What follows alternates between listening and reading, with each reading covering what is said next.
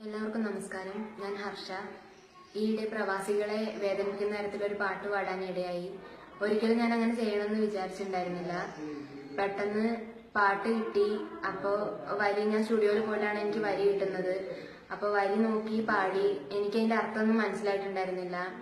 അപ്പോൾ പിന്നെയാണ് പാട്ട് പുറത്തിറങ്ങി കഴിഞ്ഞിട്ടാണ് അത് പ്രവാസികളെ ഒരുപാട് വേദനിപ്പിച്ചു എന്ന് എനിക്ക് മനസ്സിലായത്. എന്നെയും അതുപോലെ തന്നെ വളർന്നു വരുന്ന പല കലാകാരന്മാരെയും കലാകാരികളെയും സപ്പോർട്ട് ചെയ്യുന്നത് പ്രവാസ ലോകം തന്നെയാണ്.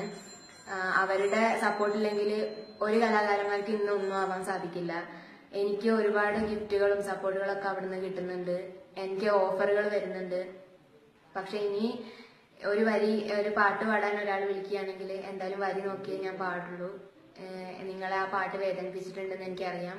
എല്ലാവരോടും ഞാൻ ക്ഷമ ചോദിക്കുന്നു. എല്ലാവർക്കും നമസ്കാരം. ഞാൻ ഹർഷ.